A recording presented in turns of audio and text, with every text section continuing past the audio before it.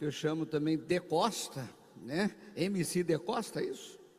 Não, Deusmar Costa, e que é extraordinário. Pastor Emerson.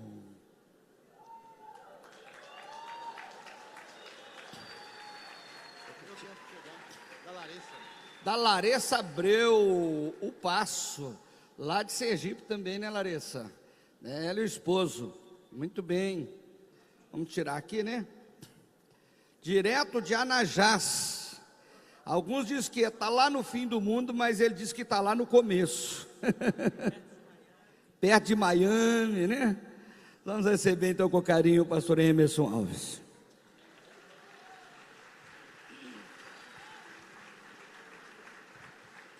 Glórias ao nosso Deus. Bom dia, irmãos. Tem muita gente, pouco barulho. Bom dia, irmãos. Paz seja convosco, amém? Você pode ficar em pé por 30 segundos. 30 segundos, isso. Levanta o teu braço bem alto, já faz um alongamento, aplaude, dando honras e glórias a Deus, por você estar aqui. Diga a Deus, obrigado porque eu acordei. Quantos não acordaram? Quantos não acordaram? Quantos hoje não acordaram para esse dia maravilhoso? Já se foram e Deus te deu o privilégio de estar acordado hoje aqui. Olha para o teu irmão e diga para ele, pergunta para ele, meu querido, o que você veio fazer aqui? Você quer ouvir aquilo que você quer que Deus fale? Ou você quer ouvir aquilo que Deus quer falar?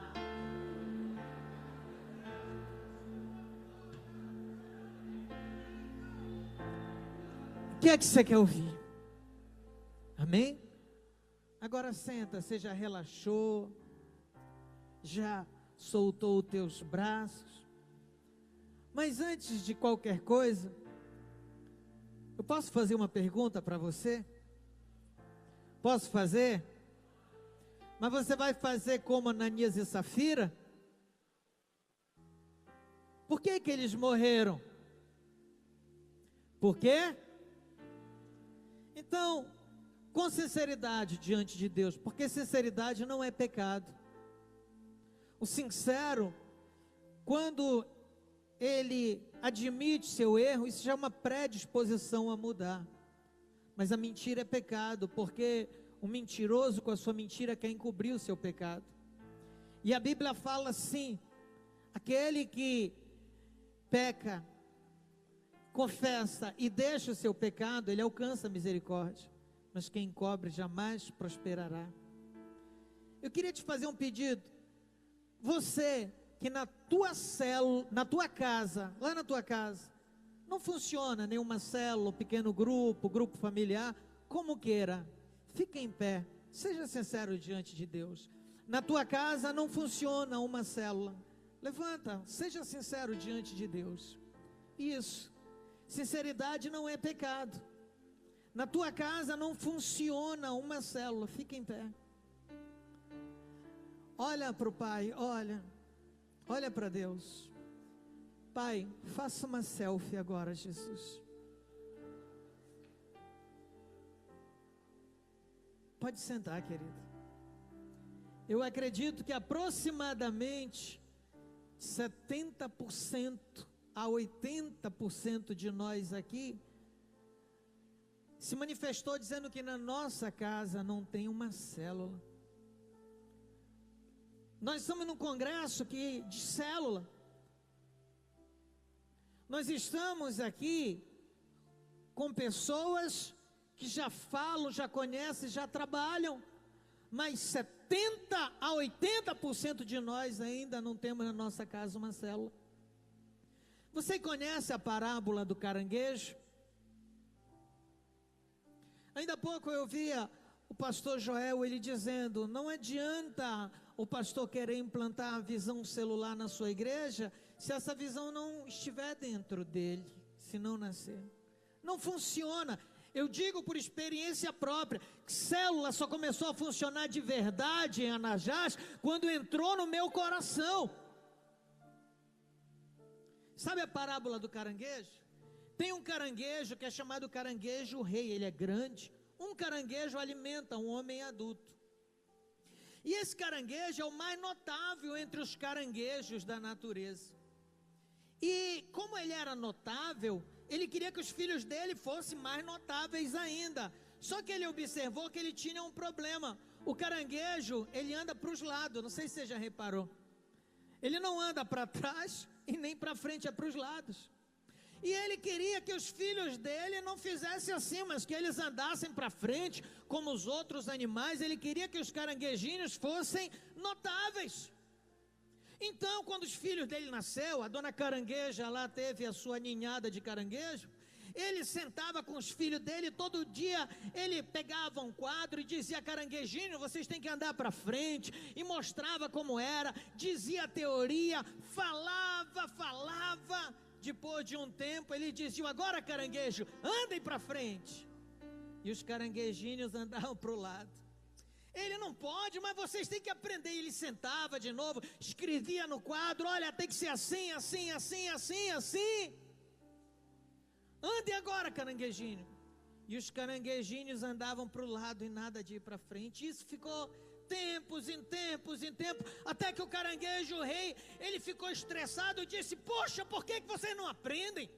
Vocês são ignorantes, como é que vocês não conseguem andar para frente? Sabe o que os caranguejos filhos falaram? Eles olharam para ele e disseram: pai, o senhor fala muita coisa, mas anda aí para mostrar para a gente como é que é. Anda, mostra para mim como é que é. Como é que eu vou querer que aqueles que estão debaixo do meu cajado mergulhem na visão celular, se eu não mostro como é? Sabe, logo que eu cheguei, eu vi uma cena que me deixou maravilhado. Eu vi e falei: pastor Toninho, é impressionante uma coisa. O pastor Eduardo Sdrojewski, octogenário, foi presidente 2 vezes da nossa igreja, tem quase 6.000 membros. Desde que começou, ele ainda não perdeu uma palestra. Ele chegou, foi sentar ali no cantinho, de frente para o telão, aprendendo. Está aqui no altar porque foi chamado, mas não quer chegar e se apresentar, e tem todo o direito, legalidade e honra para estar aqui, mas não. Jesus diz: quando chegar num lugar, procura os últimos lugares. Às vezes a gente quer aparecer, esquece que Jesus disse: quem quiser ser o maior, procure ser o menor. Eu aprendi ao longo da minha caminhada cristã que nós temos 2 tipos de líderes na igreja. É o líder balão e o líder balão. Sabe como é o líder balão? É o líder balão de borracha.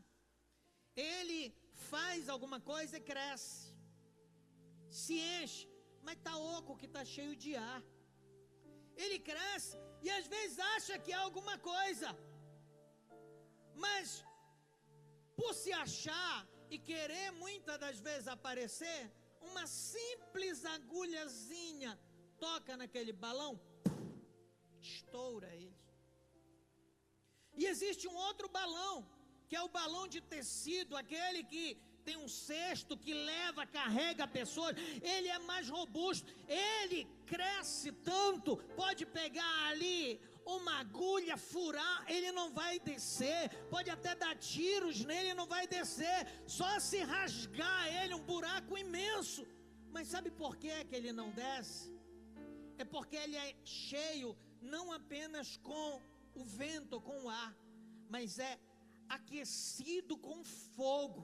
Aquele fogo joga um ar quente e faz ele crescer. Nós temos que aprender que o fogo de Deus tem que arder na nossa vida para que ele apareça. E quando nós fazemos isso e não buscamos o palco, Jesus disse: ninguém acende uma chama para colocar debaixo de um alqueire. Ao contrário, é colocado no lugar mais alto da casa para que todos vejam. Ou seja, não precisa você procurar os melhores lugares.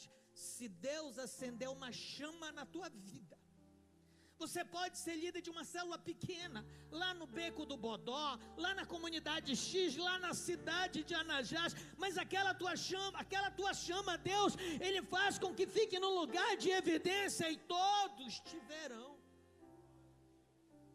Sabia que um dia todos nós vamos estar diante de Deus no juízo? E nós vamos ouvir uma palavra dura. Vamos não, mas muitos talvez ouvirão. E todas as vezes que eu vejo algo acontecer na minha vida, eu lembro disso. A gente chega por aí, as pessoas, pastor, deixa um exemplo, deixa eu tirar uma foto, isso, aquilo. O diabo pode querer trabalhar no coração, tá vendo? Olha como tu és isso, aquilo. Eu lembro, é que eu não sou nada. Não vale de muita coisa ser conhecido aqui na terra. Essas coisas, elas passam. Elas são como a brisa, elas são como a onda do mar, elas são como folha seca, o vento, elas passam. A gente às vezes se mata para querer ser conhecido aqui, mas existem 2 lugares apenas que vale ser conhecido, que vale a pena ser conhecido. Um é lá no inferno. Quando o teu nome for proferido no inferno, Satanás e os demônios devem tremer pela unção que está na tua vida. Alguém foi querer expulsar um demônio? O demônio olhou, olha, Paulo eu conheço, Jesus também, mas quem é que tu és? E o outro lugar é no céu. Quando o teu nome for proferido no céu, tem que haver alegria.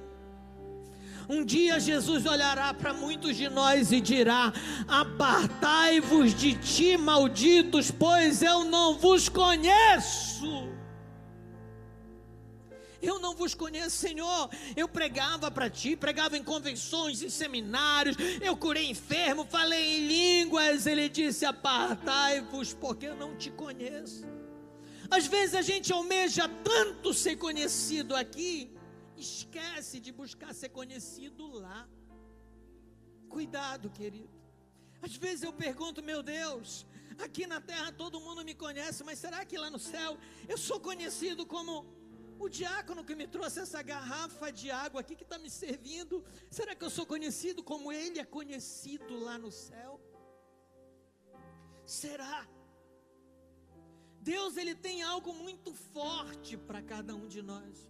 Mas antes eu preciso que você assista esse vídeo. Alguns já até assistiram, mas assista ele, para você conhecer um pouco mais de perto o nosso trabalho e a nossa realidade na 4ª cidade mais pobre do Brasil, segundo o IBGE e a ONU, a 4ª menor renda per capita, e o 15º município com pior índice de desenvolvimento humano do Brasil, 15º pior IDH do Brasil em 5.561 municípios. Assista aí, querido, se estiver no ponto, por gentileza, solte.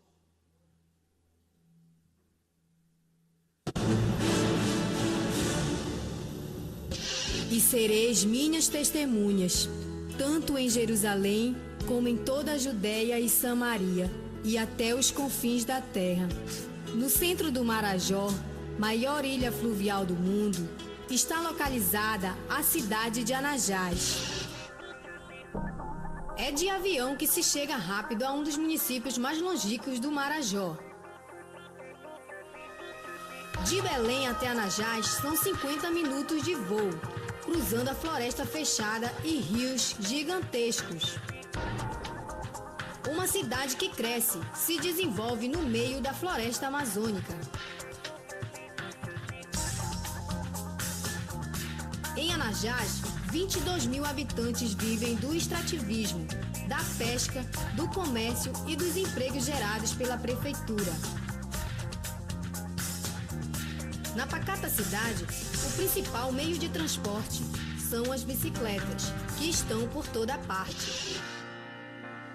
Em 2006, o reverendo Josué Benson, presidente do Conselho Estadual, e o reverendo José Fernando, diretor de Campo de Breves, enviam para Anajás pastor Emerson Alves para assumir a obra naquela cidade. Ao chegar, o pastor Emerson deparou-se com uma triste realidade. As ruas da cidade, na sua totalidade, eram isso aí, ó. Pontes de madeira. Embaixo desse matagal é lamaçal. E essas eram as nossas ruas. Para um aleijado andar e fazer a obra. Uma população assolada pela miséria, enfrentando uma avassaladora epidemia de malária, chegando a ser registrado 20 mil casos de malária por ano. Anajás era uma das cidades da América Latina recordista em incidência de malária. 22 mil habitantes, por ano, cerca de 20 mil casos de malária eram registrados. Altos índices de prostituição infanto-juvenil. Com um pequeno grupo de irmãos que já faziam parte da igreja, começaram o trabalho de oração, jejum e evangelização. Inspirados por Deus e motivado pelo reverendo Josué Benson e pelo reverendo José Fernando, o pastor Emerson Alves iniciou o trabalho de cruzadas evangelísticas por vários rios e ilhas da cidade, chegando a reunir de 3 a 5 mil pessoas em ginásios e ao ar livre. Isso é o trabalho apostólico, missionário, que a nossa igreja é uma igreja apostólica missionária, trabalho de cura, libertação com a cidade, entrando nas casas. Isso foi um preâmbulo para as células. A partir de 2008, após o mapeamento detalhado da cidade, ilhas e rios das comunidades ribeirinhas, o pastor Emerson Alves começou o trabalho de expansão da igreja. Em 2009, foram abertas 3 obras. Nós temos obras que ficam... Foi realizado o batismo de 198 pessoas. Nós temos igrejas que Em ficam... 2010, foram abertas mais 4 igrejas, totalizando 7, e foi realizado o batismo de 285 pessoas.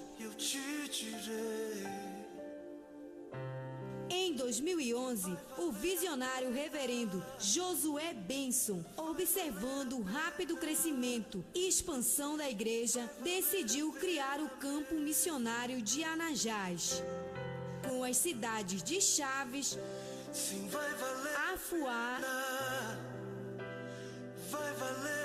e com sede em Anajás. Iniciando com 10 obras abertas, com o mesmo espírito aguerrido.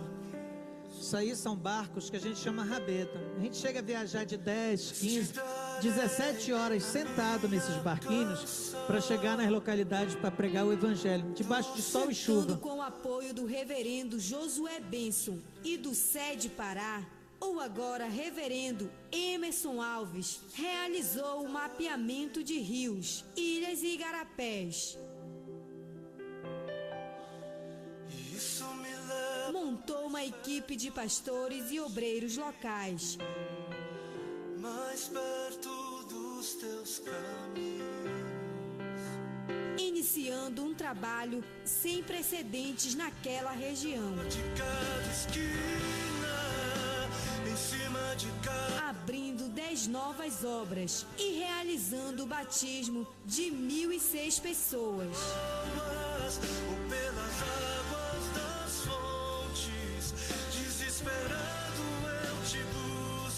Aí é dentro da delegacia.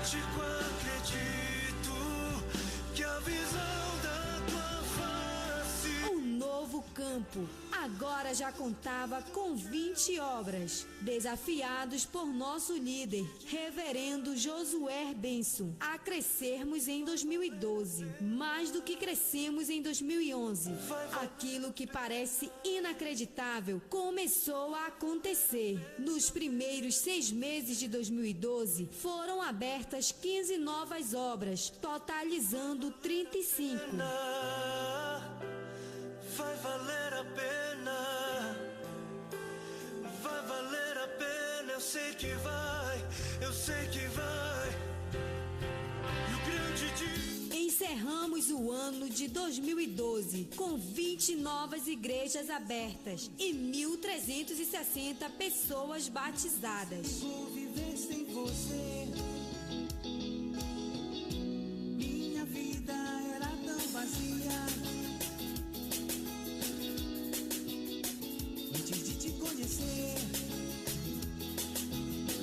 Como diria o nosso líder reverendo Josué Benson, não existe lugar ruim, e sim obreiro mole. É uma grande ilusão.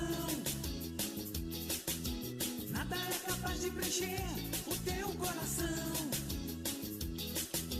Nesse mundo sujo e frio. Aí são algumas das caminhadas que a gente faz para o batismo. Como a cidade é banhada pelo rio, a gente reúne na igreja sede e sai com uma multidão levando as pessoas até a beira do rio para fazer os nossos batismos. É uma festa que envolve a cidade, é algo extraordinário. Isso aí são algumas das caminhadas.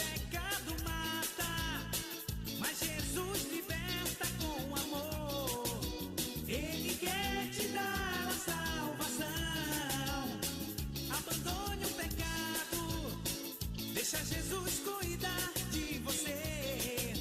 Jesus quer te dar a salvação. A igreja tinha 25 pessoas, 12 adultos e 13 crianças. E olha o que Deus faz. Meu Jesus. Aí são alguns meninos de 14, 15 anos que no começo a gente colocou para assumirem igrejas como titulares por falta de homens e mulheres como você disposto a assumir a obra. De 2013, para a honra e glória do Senhor Jesus e celebrarmos os 40 anos de fundação da Igreja Quadrangular no Pará. Deus nos deu o projeto Eu Sou 40. Mas Jesus liberta com amor. Ele quer. Projeto este que consistia em construir 40 novos templos em 40 dias. E com jejum, fé, oração e determinação, alcançamos a graça do Criador e conseguimos construir 47 novas igrejas em 40 dias. Sou filho do Criador.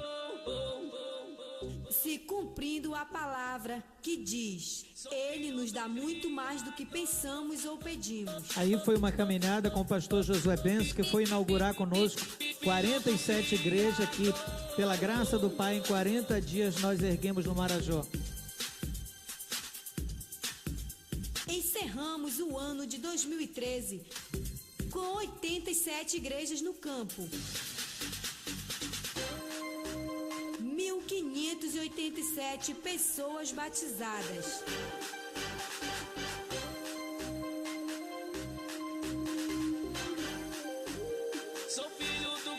Aí algumas das obras. Esse era o prédio da antiga igreja que a gente já tinha ampliado.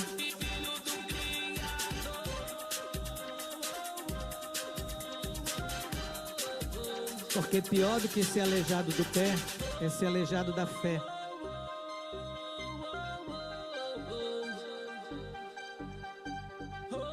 E para a glória do nosso Pai, em 2014, começamos a construção de uma das maiores igrejas da Ilha do Marajó e do estado do Pará, com mais de 1.500 metros de área construída. Ali não tem areia, a gente tem que comprar de barco. Chega de uma cidade que fica a 36 horas de distância, O metro de areia chegava pra gente, quando a gente começou, a R$290. Um saco de cimento a R$64. Na quarta cidade com a menor renda per capita do Brasil.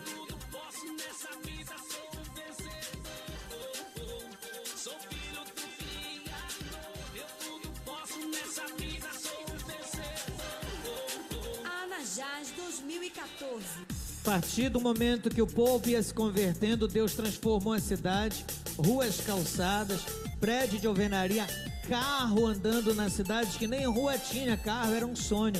Quando a gente vê isso, só o milagre de quem viveu aquilo sabe o que é isso.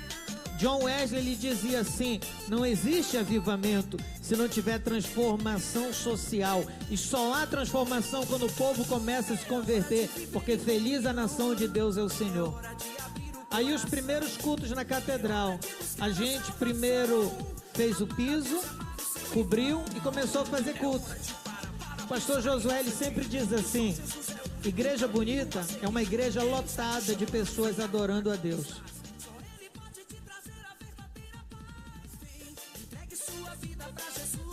Isso tudo começou com 12 adultos, 13 crianças e a fé de um aleijado num Deus que tudo pode fazer.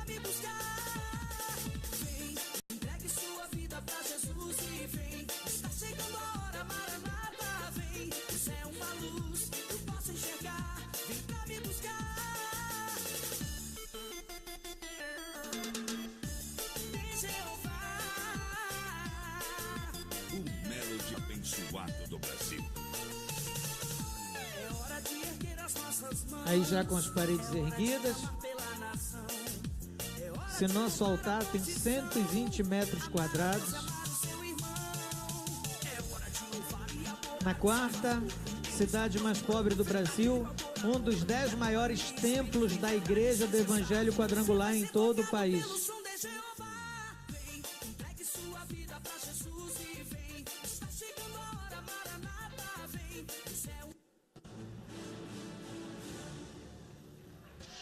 Sereis minhas testemunhas, tanto em Jerusalém como em... Aleluia, Jesus.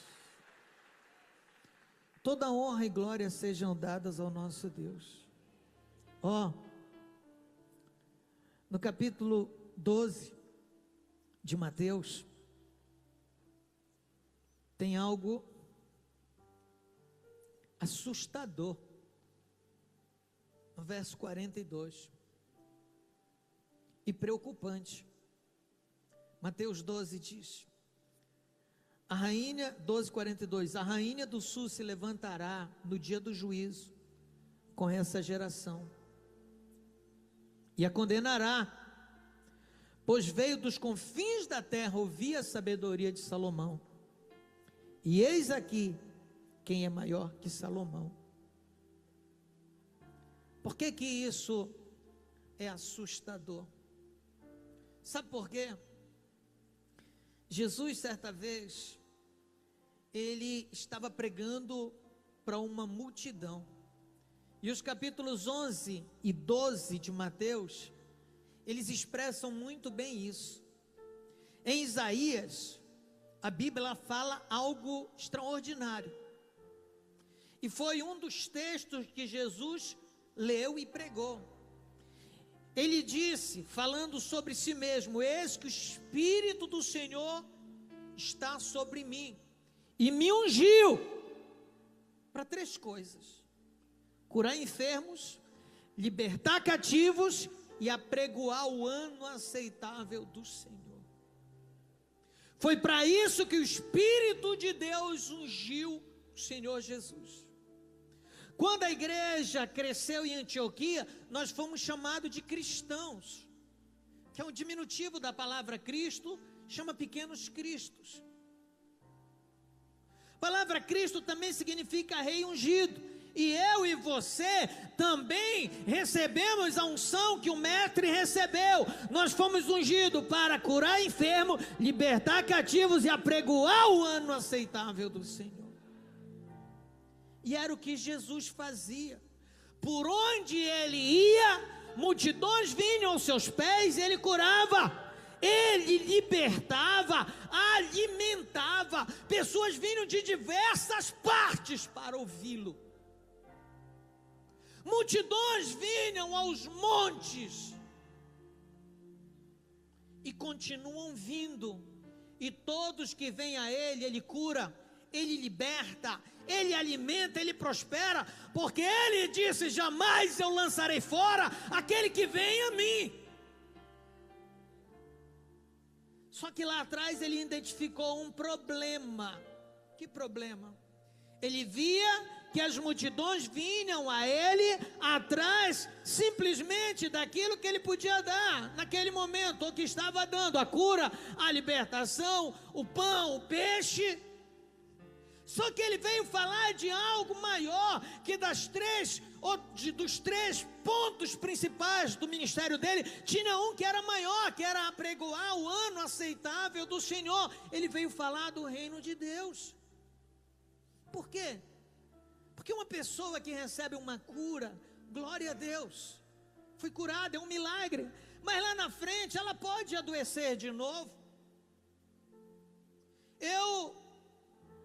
Esses dias me perguntava, eu tive que me lembrar, já contraí 24 vezes a malária. Jesus vai me curando, passa um tempo, ela vem, vai me curando. Quem é curado de uma doença hoje, lá na frente pode contrair outra. Quem morre e é ressuscitado, lá na frente vai morrer, ou pode vir morrer de novo. Cadê Lázaro, que ressuscitou? Ele anda entre nós? Não, ele morreu de novo. A filha de Jairo, o filho da viúva de Naim. Então as pessoas vinham a Jesus buscar coisas que ele tem para dar, e jamais se negou, mas se acomodavam só com aquilo. Só que ele veio falar de algo maior, que é o reino de Deus, e a Bíblia fala que o reino de Deus não é comida nem bebida, mas é paz, é amor, é alegria de espírito, é justiça, é algo imensurável, inestimável. E ele via que as multidões vinham, e quando a gente vê ele pregando nesse capítulo 12, a gente vê que Jesus, por alguns instantes, ele muda o discurso. Ele senta com as multidões, e ao invés de estar operando milagre, ele começa a ensinar sobre o reino. É nesse capítulo que ele fala sobre o sinal de Jonas, as cidades impenitentes, e vai ensinando. Só que ele observa uma coisa. Pastor Joel, à medida que Jesus ensinava, talvez o tempo se dilatava, ia passando, e muitos ali estavam ansiosos. Mas cadê o milagre? Cadê? Já não queriam ouvir sobre o reino. Cadê isso? Cadê aquilo? Enquanto Jesus ensinava, ele observou, olhava para um lado, ele viu que algumas pessoas estavam respondendo umas mensagens de WhatsApp. Olhou para outra direção, viu outros estavam tirando foto para postar no Facebook, no Instagram. Olhava para o outro lado, pessoas respondendo e-mail. Lógico que eu estou contextualizando, porque não tinha nada disso naquela época. Mas se tivesse, talvez aquele povo estaria como muitos de nós, em muitos momentos dentro da igreja, palestra, seminário, que ao invés de estarmos com o coração voltado para Deus, estamos nos preocupando, mandar mensagem, responder isso, e não nos entregamos por completo. Jesus observou que pessoas estavam ali acomodadas, irrequietas, saíam para lá, andavam para cá. De repente ele parou. A gente observa, e foi como se Jesus tivesse sido arrebatado dali. Foi como se ele tivesse saído por alguns momentos, sei lá, Deus levou Jesus a centenas, milhares, dezenas de milhares de anos, eu não sei quando vai ser o juízo final, mas Deus levou Jesus até uma visão do juízo final. O senhor vai falar do juízo final aqui, pastor? Por que não, querido? Falar de juízo final, pastor Carlos, é algo que muita gente nem gosta de ouvir. Muitos crentes sequer creem que um dia Deus ele vai sentar para julgar essa terra. Alguns acham que isso foi só uma alegoria que foi colocada na Bíblia para nos meter medo. Eu lembro que quando eu fazia o meu mestrado, eu estava defendendo a minha tese de mestrado na Universidade Federal do Pará. O meu professor, chamado Benedito Nunes, é uma das maiores autoridades em filosofia do Brasil. Eu sentando, evangelizando ele, e uma vez ele disse: mas Emerson, eu não acredito nesse negócio de juízo, é algo que a Bíblia colocou para meter medo no povo, para as massas ficarem acomodadas. E eu lembro que eu respondi para ele: professor, uma coisa eu digo para o senhor, o juízo final ele vai acontecer, quer o senhor acredite ou não.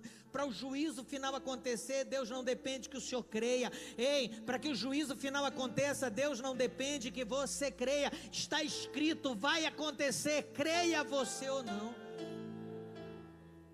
Certa vez alguém perguntou: pastor, que tipo de crime nós vamos prestar contas? Que tipo de pecado nós vamos dar contas a Deus no juízo? Querido, o juízo final, ele não é como a Suprema Corte brasileira, ou americana, ou inglesa, ou argentina, que são de homem notável, mas aqui e acolá estão sujeitos a erros. A Suprema Corte do nosso Deus, ela é tão perfeita, que para você ter uma ideia, nesse capítulo 12, verso 36 de Mateus, a Bíblia fala: cada palavra frívola que proferiu o teu lábio há de dar contas a Deus no dia do juízo. É tão forte que nós vamos prestar conta até de palavra. Talvez você não lembre todas as palavras que você falou desde o momento que você saiu do hotel até chegar aqui, mas saiba que no HD de Deus estão registradas todas as palavras que pronunciamos desde quando começamos a balbuciar, ainda pequenos, as primeiras palavras. E prestaremos contas a Deus nesse dia. E Jesus, ele começa a ter uma visão. Nessa visão, quando ele vê ali, a Bíblia fala que o trono de Deus começa a descer. Capítulo 20, a partir do verso 11 de Apocalipse. E o trono de Deus desce. E ele é tão grande que a Bíblia fala que não se acha lugar para ele. Então passam os céus e a terra, e o trono desce. Isso é forte. Uma vez me perguntaram: pastor, qual o tamanho de Deus? Eu disse: olha, o tamanho de Deus eu não faço nem ideia. Eu só sei uma coisa, querido, eu estou aqui em Santos, essa cidade é gigantesca, meu Deus. É muito grande, se a gente não tiver um GPS, a gente não consegue chegar em determinado lugar. Só que Santos é um pedacinho de São Paulo. São Paulo é um monstro de um estado gigantesco, é muito grande. Para sair daqui e ir ali em Biúna, a gente haja estrada. Só que São Paulo é um pedaço do Brasil. O Brasil é tão grande que para eu chegar aqui, eu tive que pegar um carro. Primeiro tive que pegar um barco do Marajó até Belém, cerca de 2 dias de viagem. Depois um avião de Belém até São Paulo, 3 horas e meia. Depois mais 2 horas de carro até aqui. É muito grande o Brasil, só que o Brasil é só um pedaço da América do Sul. Gente, a América do Sul é gigante. Para a gente sair ali da Patagônia na Argentina e ir lá nas Guianas, haja carro e estrada. Só que a América do Sul é só um dos continentes do planeta Terra. Esse planeta, ele é tão grande que você não sabe a quantidade de horas que você precisa em um jato para dar uma volta em torno do planeta Terra. Só que o planeta Terra é só um dos planetas do sistema solar. O sistema solar é gigantesco. Para você ter uma ideia, o Sol é mais de 300 mil vezes maior do que a Terra. O Sol é tão grande que cabe 300 mil planetas Terra dentro do Sol. O Sol é gigantesco. Só que o Sol, querido, é só uma das milhões, bilhões de estrelas da nossa Via Láctea. A Via Láctea é uma galáxia. Ei, você sabia, querido, que para você sair de um extremo da Via Láctea no outro, você precisa viajar na velocidade da luz. Sabe qual é? 360 mil quilômetros por segundo. Você vai precisar de 100 anos nessa velocidade para ir de um extremo ao outro. Só para atravessar a galáxia. Essa galáxia, ela é só uma das bilhões de galáxias do universo. O universo é gigantesco. Em Gênesis, capítulo 1, a Bíblia fala: no princípio Deus criou os céus e a terra. Fala no plural, ó.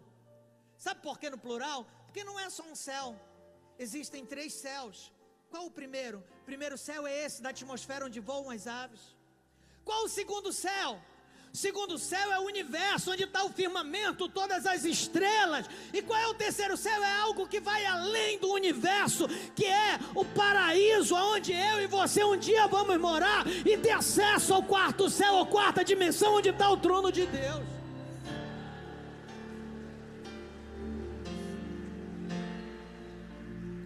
Agora, o tamanho de Deus eu não sei, só que a Bíblia fala em Apocalipse que quando o trono de Deus aparecer, ele é tão grande que não se acha lugar para ele. Então passa os céus, sai a terra para vir o trono de Deus. O tamanho de Deus eu não sei, mas só a cadeira que ele senta é tão grande que em todo o universo não há lugar para ela.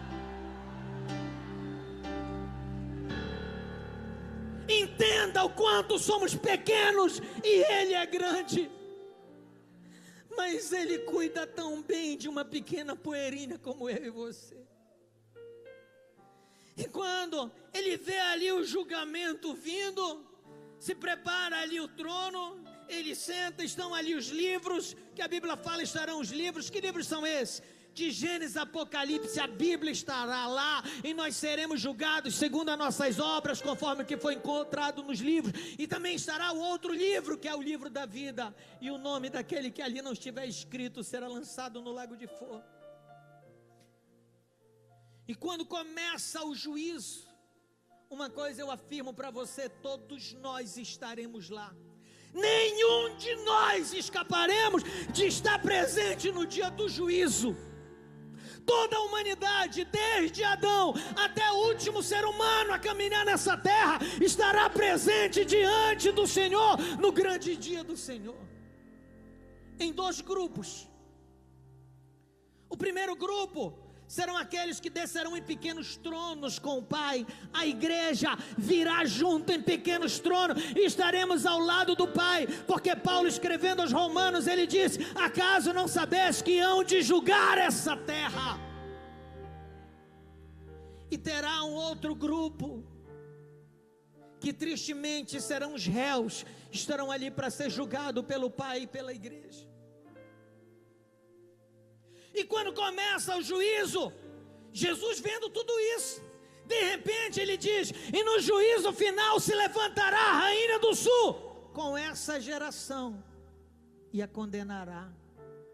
Porque ela vai dizer: eu vim dos confins da terra, ouvi a sabedoria de Salomão. E lembra que Jesus estava falando para a multidão, ele via e falava, e ele dizia: e eis aqui quem é maior que Salomão, e vocês não estão valorizando. Meu Deus, 2 coisas eu aprendo aqui. Primeiro, quem é essa rainha do sul? Essa rainha do sul é a rainha de Sabá, que ela era governante de um grande império na antiguidade, que era o império da Etiópia, que ele ia desde todo o norte da África, atravessava o mar e ia até o sul da península da Arábia, onde hoje está localizado o Iêmen. E ali, onde hoje é o Iêmen, era o centro do poder daquela mulher. E ali, no sul da península da Arábia, existe um povo que tem uma cultura árabe. E a cultura árabe oriental é muito diferente da nossa. Para você ter uma ideia, eles são um povo muito questionador. Eles querem saber sempre as causas, o princípio e a razão de tudo. Por que isso? Por que aquilo? E eu louvo a Deus pela curiosidade dos árabes, porque sem eles nós não teríamos a matemática moderna, pois a base da matemática hoje são os números decimais ou números indo-arábicos, que foram criados e aperfeiçoados por hindus e árabes. Nós agradecemos muito a arquitetura, graças à curiosidade dos árabes. Muito do que a gente sabe hoje sobre os astros, muito do que a gente sabe hoje sobre muitas ciências, a gente louva a Deus pela curiosidade dos árabes. A Bíblia fala que 3 sábios do Oriente, só estudando as escrituras e as estrelas, eles descobriram não só o período, mas o próprio local onde o mestre viria a nascer, e foram lá. E aquela mulher, ela era extremamente questionadora e queria saber a razão. E ela era cercada por muitos sábios, pastor Aguinoleto. E ela perguntava. E eles respondiam. Mas chegou um ponto que eu acredito que a curiosidade ela era tamanha, que chegou um momento, Dan, que os sábios não tinham respostas. Mas ela queria saber. Alguém, quem sabe, chegou para ela e disse: rainha, nós não sabemos responder isso, mas ao norte tem um reino poderoso que é o reino de Israel, e ali tem um rei muito sábio chamado Salomão. Ele com certeza terá as respostas que a senhora precisa. Naquele período, pastor Joel, reinava Salomão sobre Israel. Salomão foi aquele que fez um sacrifício para Deus, ofereceu, pastor Eduardo, mais de 1000 bois para Deus. Foi algo que alegrou tanto o coração de Deus, que quando aquele sacrifício chegou aos céus, Deus ele chegou para os anjos: para tudo que eu quero ir na terra. Eu acho que os anjos chegaram: meu Deus, o que foi que aconteceu? Para tudo de tocar. Talvez Miguel, o que foi? O tecladista desafinou? O que aconteceu? Alguma coisa? O que está acontecendo? Deus disse: não, é porque tem alguém que está me adorando de uma maneira tão tremenda, que o único lugar que eu quero estar agora é lá na terra. E ele veio até Salomão e disse: pede o que tu queres que eu te darei. Salomão poderia ter pedido ouro e prata, poderia ter pedido a morte dos seus inimigos, só que ele disse: Senhor, me dê sabedoria para eu administrar esse reino e conduzir este povo. Deus disse: como tu não pediste nem riqueza nem sabedoria, eu te darei sabedoria. Não pediu nem riqueza nem a morte dos inimigos, eu te darei os inimigos em tuas mãos, e as riquezas imensuráveis, e sabedoria como nunca se viu igual. E até hoje nunca se teve ninguém tão sábio como Salomão, exceto Jesus. E ele começou a reinar com tamanha maestria, que você não tem noção do que ele fez. Tem muita gente que fala muita coisa de Salomão, e com razão. Salomão ele era um pouco namorador além do normal. Afinal de contas, 700 esposas, 300 concubinas. Mas você sabia que a maioria desses casamentos dele eram só casamentos diplomáticos? Porque um homem com 1000 mulheres, pensa comigo. Primeira coisa, 1000 sogras. Brincadeira, querido, que se tem uma coisa que eu amo é sogra. Você não sabe como eu amo a sogra da minha esposa. E amo também a minha sogra. Mas brincadeiras à parte, 1000 mulheres. Se Salomão tirasse uma noite para cada uma, sem descansar nenhuma noite, ele precisaria de 3 anos, quase 4 anos, para deitar com todas. Imagina, coitada, até aquela uma da fila, até ele dar a volta e chegar nela. A maioria dos casamentos eram diplomáticos.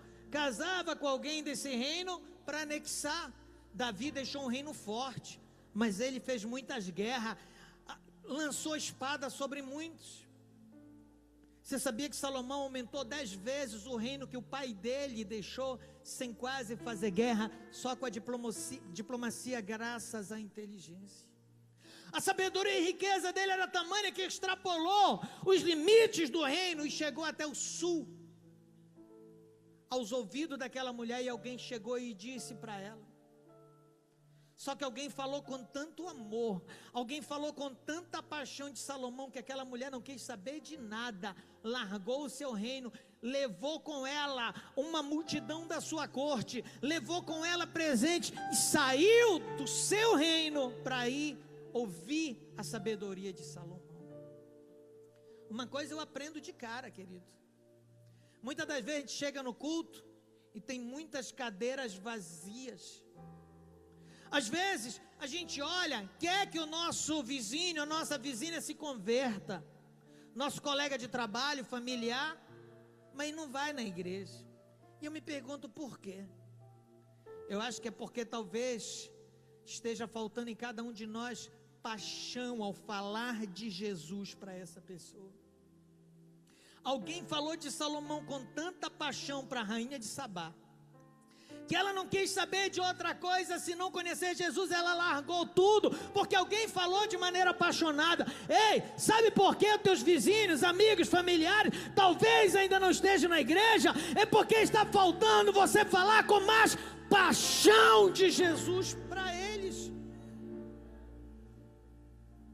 Engraçado que a gente fala com tanta paixão do nosso time de futebol do coração. Talvez teus colegas de trabalho, eles nem saibam qual o nome da tua igreja ou do teu pastor, mas eu duvido se eles não sabem o nome do clube que você torce. Porque a gente vai para o trabalho com a camisa do clube, posta na rede social: ei, Coringão ganhou, o Paulão vai ser rebaixado, e vai, mas não vai não. Engraçado, o corintiano sabe que o palmeirense nunca vai virar corintiano, mas o corintiano, olha, o Corinthians é melhor e tal, ele vive a vida toda falando bem do Corinthians para o palmeirense nunca vai virar corintiano. E a mesma coisa, o palmeirense quer falar para o corintiano: olha, o Palmeiras é melhor, mas ele nunca vai virar. Lá no Pará é o Paysandu, tinha um outro time lá que eu não lembro, né? Faz anos isso que não se ouve falar dele, mas não vai. Só que a gente não cansa de falar com paixão do nosso time, e de Jesus a gente quer falar uma, duas vezes e logo cansa. Não quer saber de Jesus? Deixa pra lá. Deixa pra lá. Ela foi. Você que gosta de número, você sabe a distância lá do Iêmen até Jerusalém? 2.400 quilômetros em linha reta. 2.400 quilômetros, querido. Eu vim de Belém para São Paulo, a distância em linha reta é cerca de aproximadamente 3.000 quilômetros. Nós viemos num Boeing da Gol, que veio viajando a mais ou menos 800 a 900 quilômetros por hora. Nós gastamos 3 horas e meia para chegar de Belém a São Paulo, vencer quase 3.000 quilômetros. No tempo da rainha de Sabá não tinha avião, não tinha carro, moto, nem bicicleta. Sabe qual veículo que ela usava? Camelo. Sabe qual a velocidade de camelo na marcha de viagem? Correndo muito lá para os 30 quilômetros por hora. A galope, perdão. Só que em viagem longa ele vai em marcha de viagem. Sabe qual a velocidade de um camelo na marcha de viagem? 8 quilômetros por hora. Sabe quantas horas ou quanto tempo um camelo viajando a 8 quilômetros por hora precisaria para vencer 2.400 quilômetros, sendo que tinha que parar à noite para descansar? 75 dias de marcha. Aquela mulher foi do Iêmen, lá do centro do governo dela até Jerusalém, mais 75 dias, 75 dias para ir, 75 dias para vir, 5 meses. 150 dias. 150 dias para ouvir Salomão. Tem gente que às vezes não vai toda noite para a igreja. Pastor, minha igreja fica 1 hora de carro, é muito longe. Pastor, minha igreja, ela fica a 2 horas de casa, eu nem tenho carro. Meu Deus, quem dera que eu tivesse pelo menos uma perna igual a tua. Eu não reclamava de caminhar 6 horas andando. Eu ia glorificando a Deus porque eu tenho pernas para caminhar para a casa dele. Tem gente que não quer assumir a célula porque o pastor deu uma célula que fica 40 minutos, 2 horas, é muito longe. Aquela mulher, ela caminhou 150 dias, indo e volta para ouvir a sabedoria de Salomão. Aí muita gente diz: pastor, mas tem um porém. O senhor não sabe como a minha cidade é violenta, pastor, é muito tiro de fuzil. Olha lá no morro, na comunidade, pastor, tem muita gangue, é muito violento. O senhor não sabe o que é isso, querido. Aquela mulher, ela enfrentou perigos de beduínos, povos do deserto que assaltavam caravanas, serpentes abrasadoras que matavam. Nada disso impediu aquela mulher de fazer aquilo que ela queria. Uma coisa eu digo para você: se o guarda de Israel não guardar a tua casa, em vão vigia a sentinela. Você pode sair da tua casa escoltado pelo BOPE, escoltado por várias viaturas da polícia, mas uma bala perdida pode te achar. Mas se Deus for contigo, você pode caminhar sozinho, bandido passar ao teu lado, mas Deus te oculta e nada acontece, porque o guarda de Israel te guarda e te protege.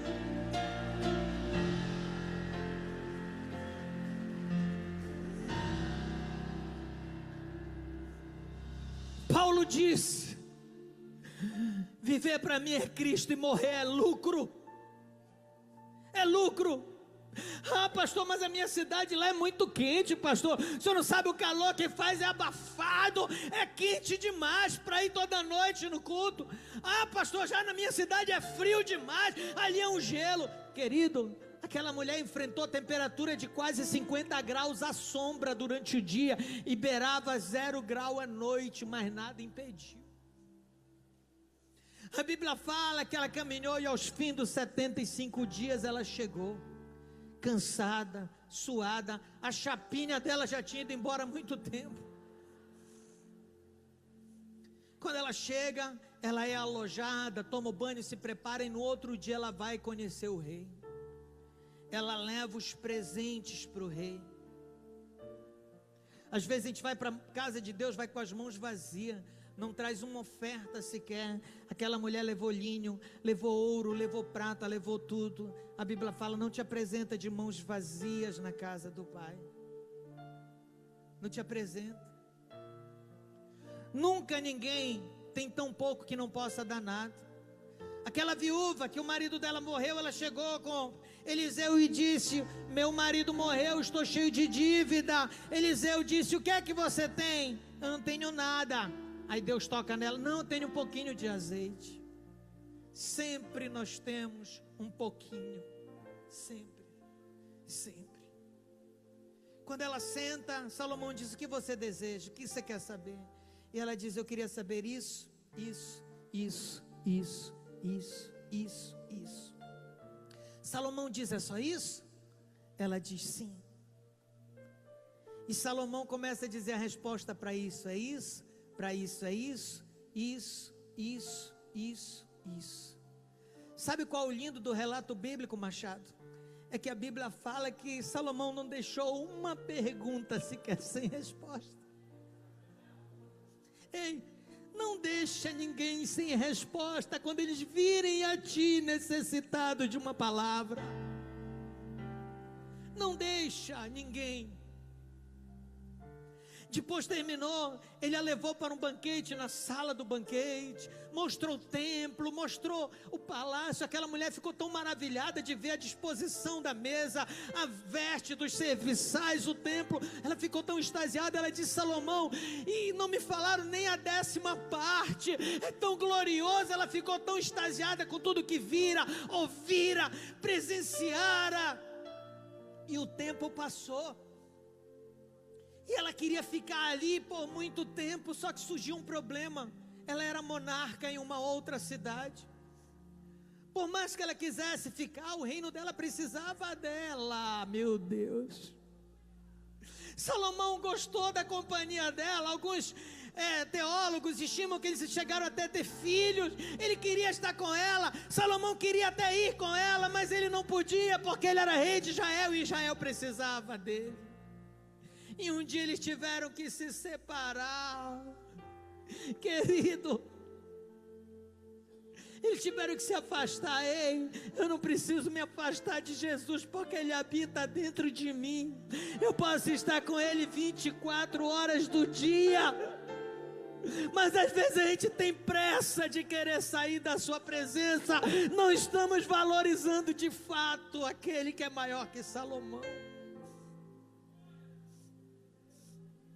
E aquela mulher precisou voltar 75 dias de marcha até a casa dela. Eu imagino a cabeça dela, ela lembrando de tudo que eu vira, de tudo aquilo que ela sentira, presenciara naquele lugar.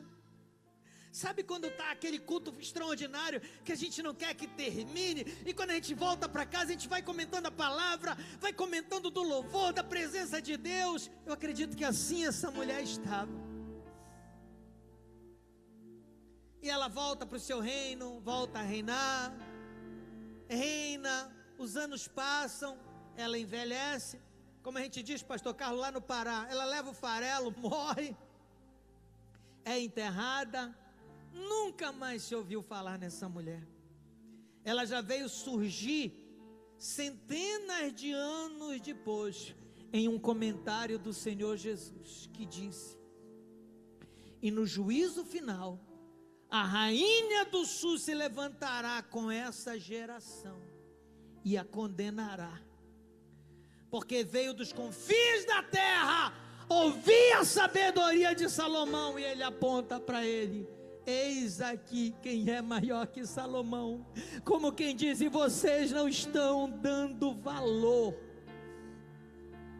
não estão dando valor. Duas coisas eu aprendo. Primeiro, se alguém tem dúvida que a rainha de Sabá se salvou ou não, além de se salvar, o próprio Jesus disse: se salvou, e ela ainda vai ser juíza no juízo final. Ai daquele que passar pelo juízo da rainha do sul. E outra coisa que eu aprendo: se alguém tem dúvida que eu e você um dia vamos julgar essa terra, aparece a rainha de Sabá se levantando no juízo para condenar a geração. Quem condena é juiz. Se ela está ali para condenar como juíza, eu e você, segundo o que Paulo disse, julgaremos essa terra. Julgaremos. Jesus estava falando para aquela geração, e hoje eu quero falar para essa geração. Talvez ela aponte para essa geração e dizer: eu condeno essa geração que vivia numa era toda digital, todo mundo estava perto um do outro pelo WhatsApp. Ao invés de usar isso aqui como uma arma para falar do amor que ela era maior que Salomão, fica pegando para compartilhar bobagem. A Gol está dando passagem de graça, mande para 30 amigos, mande para 40 amigos essa mensagem, seu WhatsApp vai ficar azul. Pega o Facebook, acordei me sentindo triste, ao invés de falar do amor de Deus, ela vai dizer: eu condeno essa geração que tinha Jesus 24 horas, e eu tive que caminhar 75 dias até ver Salomão. Eu condeno essa geração que vive dando desculpa para tudo, mas não valorizou aquele que é maior que Salomão. Ei, sabe o que você viu ali? Aquilo que você viu no vídeo que eu passei ainda há pouco, não é nada que eu fiz, porque eu não sou nada. Eu só fui um instrumento. Eu sou um carpinteiro amador. Eu construí igrejas lá com a nossa equipe. E sabe, pegava um martelo para pregar as tábuas, para pregar os pernamancas, os esteios. Era um martelo que fazia o serviço, mas era a minha mão que conduzia o martelo. Ei, eu sou o martelo, ele é o pregador. Mas eu não fico me achando: olha, fez isso, fez aquilo. Sabe por quê, querido? Sabe o que significa tudo isso que você viu? É Deus desabafando. É Deus olhando para você e diz: gente, olha, eu tirei esse menino que era um nada, levei para um lugar tão difícil, e através dele eu fiz coisas tamanhas. Imagino que eu não posso fazer através de você, se você se dispuser aí.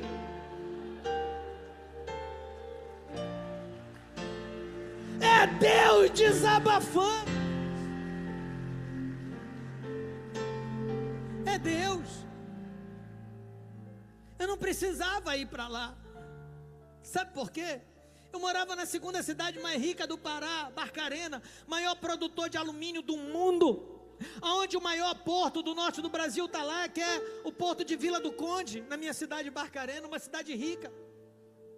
Eu era funcionário público, gente, eu sou pedagogo, pós-graduado em psicopedagogia, mestre em letra, minha esposa é pedagoga, nós éramos concursados, ganhávamos bem, tínhamos casa na orla da cidade, nossos filhos estudando bem. Deus me deu um casamento abençoado de 24 anos, 2 filhos maravilhosos, um com 23 que já é casado, me deu uma neta, fruto do casamento dele, o meu caçula com 19 anos. Deus, ele fez esse aleijado ser alguém sem merecer, e eu queria fazer algo, e disse: pai, eu estou aqui. Aí quando eu fui chamado para o ministério, eu fui chamado para uma cidade que fica a 2 dias de distância da minha cidade, viajando de barco, 2 dias. Para eu ir, eu tinha que largar meu emprego, largar tudo. Sabe quanto que a igreja arrecadava por mês? R$80. Eu pagava as taxas e a conta de luz da igreja sobrava R$30. Eu ganhava por hora, querido, R$50, era a minha hora-aula. Eu fui fazer a obra para ganhar por mês o que eu ganhava em menos de 1 hora de trabalho. Uma casa que não tinha nem banheiro sanitário. Os primeiros 2 meses a gente fazia necessidade em saquinho de lixo. Nos outros 2 meses faziam aquela sanitária coletiva, que é cavado buraco na terra, que a gente vai lá e solta lá unção direta lá na terra. Só que era um banheiro coletivo, não era da casa, era da maioria dos moradores da rua. E na maioria das vezes a gente tinha que ir enfrentar uma fila e ia de 2 em 2. Contraí 24 vezes a malária. Eu só não morri porque Deus é bom. Aliás, sabe por que eu não morri de malária até hoje? É porque Jesus precisava que eu estivesse vivo para estar aqui hoje. Jesus já tinha marcado esse dia hoje aqui. Ele precisava, por isso eu não morri, para você ouvir.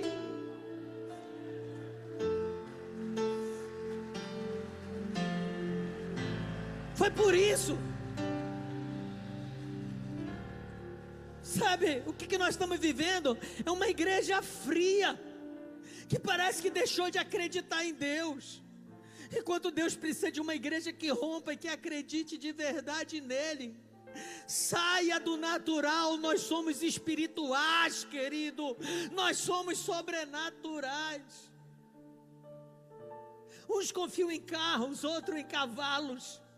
Confiar em carro e cavalo é confiar nos seus amigos, no seu diploma, na cidade X ou Y. Mas uns confiam no Senhor. Uns confiam no Senhor.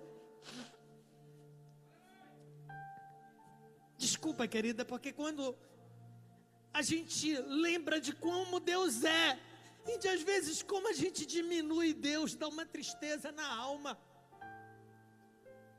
Eu confesso para você que logo que eu fui convidado, quase que eu decepcionava a Deus, como muitos decepcionaram. Quase que eu dizia para o meu pastor: não, pastor, eu trabalho aqui, pastor, eu tenho meu concurso, eu tenho minha casa, eu tenho meus filhos. Quase que eu seria um covarde, como muitos aqui, muitas das vezes tem sido, quando o teu pastor te pede para assumir uma célula, quando o teu pastor te pede para fazer algo, e você simplesmente não, desenrola um calhamaço de desculpas. É a minha casa, é meus filhos, eu não tenho tempo, eu não tenho isso. Olha para mim, sério, querido, olha, eu confesso para você, diante de Deus, eu procurei uma desculpa para dizer não, não vou para lá, eu procurei. Olha para mim, eu procurei. Eu pensei em falar dos meus filhos, eu tenho filhos pequenos. Eu pensei em falar: pastor, o meu trabalho, a minha casa. Eu pensei em falar: pastor, eu sou aleijado, lá não tem nem carro, como é que eu vou andar? Eu procurei desculpa. Olha para mim, eu não consegui achar nenhuma desculpa em mim para dizer não para ele. Eu não consegui achar desculpa.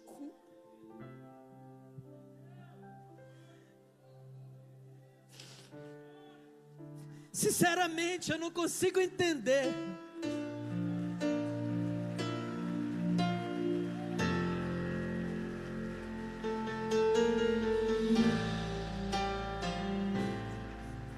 Sinceramente, Sinceramente, eu não consigo entender como é que você consegue achar uma desculpa para dizer não para Deus.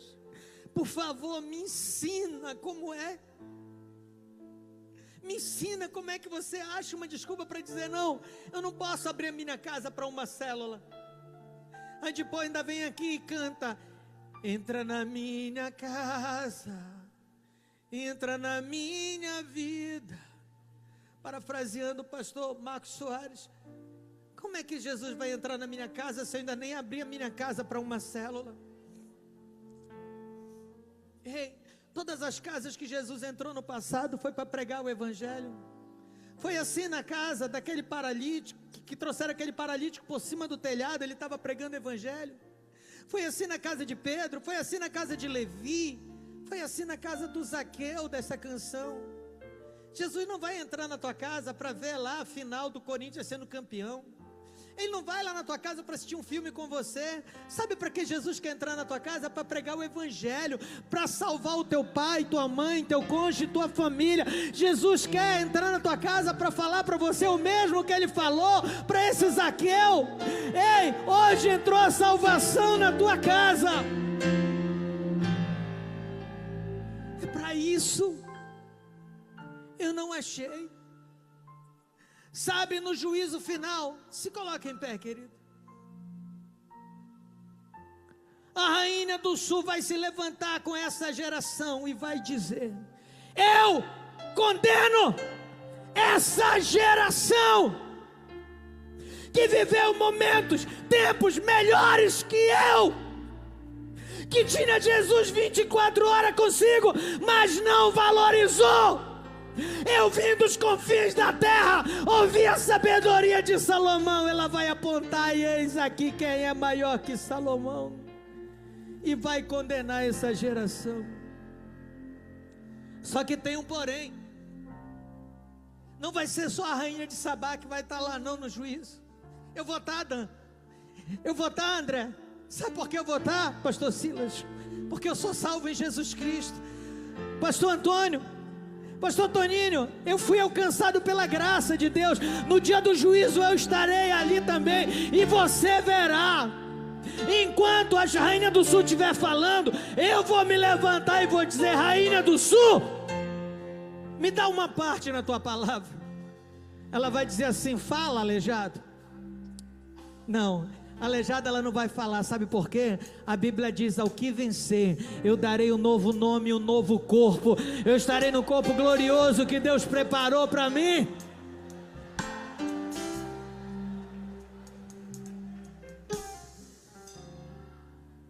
Eu vou olhar para ela e vou dizer: rainha do sul, na minha geração tinha muita gente acovardado. Na minha geração tinha muita gente que de fato negligenciava a fé, negligenciava o seu chamado. Tinha muita gente que não valorizava a Deus, valorizava coisas, mas não valorizava a Deus. Só que na minha geração, rainha do sul, também tinha um povo guerreiro. E eu vou fazer lá no juízo esse dia ser lembrado, que eu vou falar. Sabe, lá em Santos, nós estávamos em novembro no Mendes Centro de Conversão, com uma multidão de pessoas que valorizavam aquele que é maior que Salomão, que estavam se preparando, que estavam se resguardando para fazer o melhor, e sabiam que Ele estava neste lugar. Levante as mãos e comece a adorar, querido, porque esse dia será lembrado no juízo. Esse dia será lembrado no juízo, porque aquele que é maior de Salomão está aqui.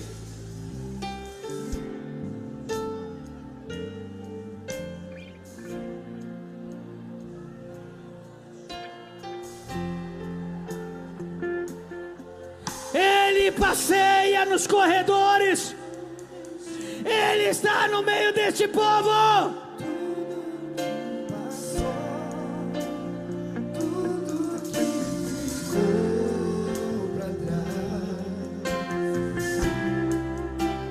Olho pra você, corro pra você. chama. Sua morte ali na cruz, você se expôs por mim, se entregou em meu lugar e me deu uma nova chance. Eu vou recomeçar. Vou deixar na cruz tudo que passou. Ele está neste lugar. Aquele que é maior que Salomão está aqui. Então glorifica ele, igreja. Olho pra você, corro pra você. O seu amor me chama.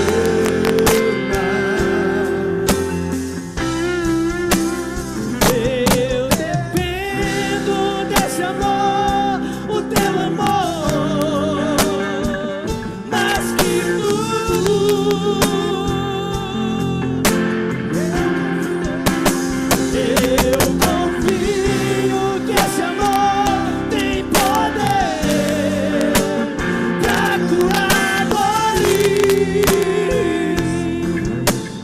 Eu dependo desse amor, o teu amor, mais que tudo.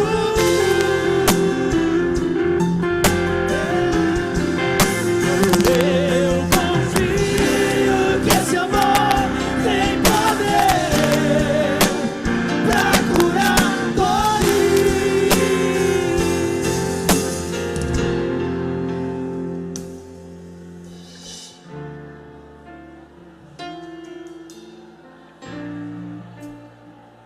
Olha pra cá, querido, porque no dia do juízo eu também estarei ali como juiz, e eu também me levantarei no dia do juízo.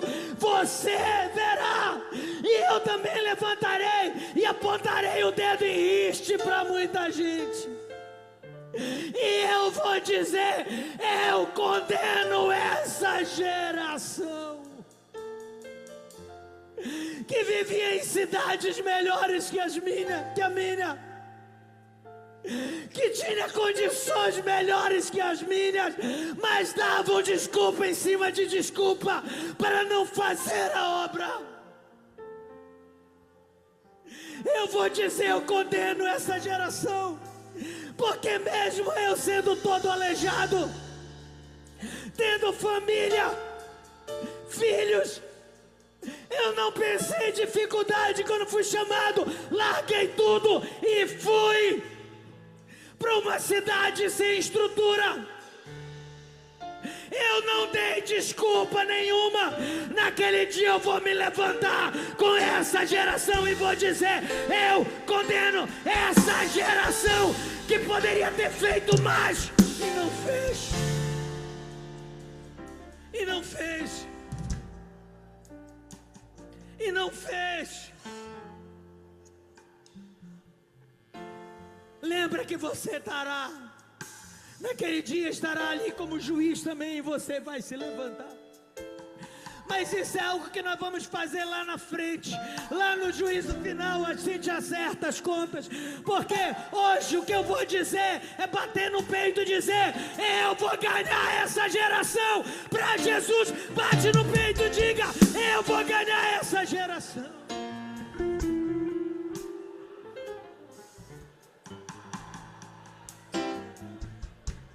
Eu quero fazer um desafio com você nessa manhã.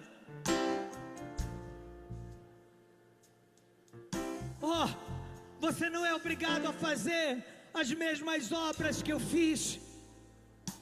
Não se frustre se você não fizer. Talvez você faça maiores. Talvez você vai ganhar só uma alma apenas. Mas quem sabe não vai ser o novo Mário de Oliveira, o novo Eduardo Hidrogéfico, o novo pastor Josué, uma nova Aimee. O meu pai na fé, o pastor Nilbon, ele conversando comigo esses dias, ele disse: Emerson, eu ganhei pouquinhas pessoas para Jesus, mas uma das que eu ganhei foi você, filho. E todas as almas que você ganhar, eu sei que eu tenho parte. Não se frustre se você não fizer coisas gigantescas. Se frustre se você puder fazer e não fizer. Tiradentes, antes de ser enforcado, olharam para ele, os carrascos, e disseram: o que adiantou, Tiradentes? A tua luta pela Inconfidência, você vai morrer e não vai ver o Brasil república. Sabe o que ele disse? Eu prefiro chorar as lágrimas da derrota, pela vergonha de chorar por nunca ter lutado. Que você não se lamente por você não ter conseguido fazer algo. Se lamente se você não tentou fazer algo. Você não é obrigado a fazer coisas grandes, mas vai ser obrigado a pelo menos tentar. Porque uma alma vale mais do que o mundo inteiro. Eu quero desafiar você a hoje a mudar algo. Primeiro, você permitir que na tua casa tenha uma célula. Eu desafio você que na tua casa não tem uma célula. Eu desafio você a abrir a tua casa para uma célula. Procure o teu pastor e diga: meu pastor, me ensina como é, me treina, porque eu não quero nem que o senhor envie líder, eu quero ser o líder da célula na minha casa. Ainda que você seja líder em uma outra célula, mas a tua casa precisa. E se você já é pastor, principalmente, seja o caranguejo que manda fazer, mostrando como é que se faz. Enquanto eu canto essa canção, eu desafio você a sair do seu lugar. Você não vai sair daqui de Santos sem antes na tua casa não ter uma célula. Sai do teu lugar e vem orar comigo aqui à frente. Diga a Deus: na minha casa terá uma célula.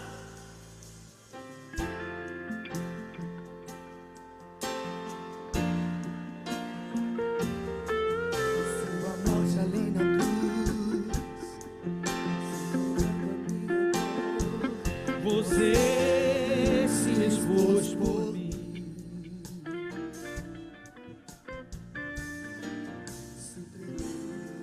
O mestre precisa de ti e da tua casa. é uma nova chance. Eu vou recomeçar. Vou deixar na cruz tudo que passou, tudo que ficou pra trás. Olho pra você, corro pra você, teu amor me chama. Isso, saia do lugar como um exército que vem. Diga! Tudo que passou, tudo que ficou pra trás. Olho pra você, corro pra você, teu amor me chama. Levante as mãos e diga comigo: Eu dependo desse amor, o teu amor, mais que tudo. Eu confio, esse amor tem poder pra curar dores.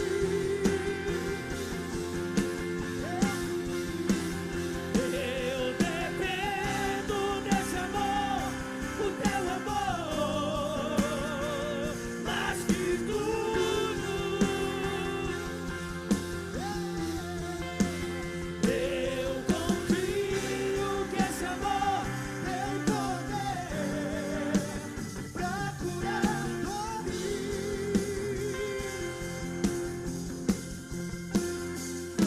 Deixa na cruz tudo que passou, tudo que ficou pra trás. olho pra.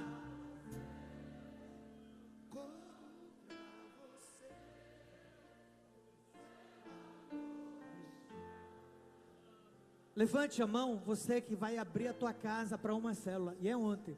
Levanta a mão bem alto. Você que não conseguiu chegar aqui, mas você vai abrir a tua casa. Levanta a mão bem alto. Ó aqui, pastor. Ó, em todo o auditório. Levanta a mão bem alto. Bem alto. Você sabe o que você está dizendo?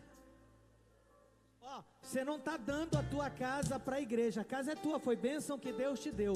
Você só está se propondo a abrir a tua casa para que o evangelho seja pregado ao menos uma vez por semana. Escuta isso. Não seja como Ananias e Safira. Sabe por que Ananias e Safira morreram? Porque eles prometeram entregar a casa para os discípulos e fizeram errado, caíram mortos. Você está oferecendo para Deus a tua casa para um propósito, ela é tua. Então não faça como Ananias e Safira.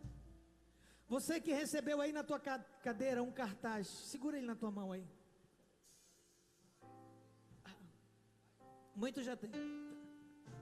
Muitos já tem.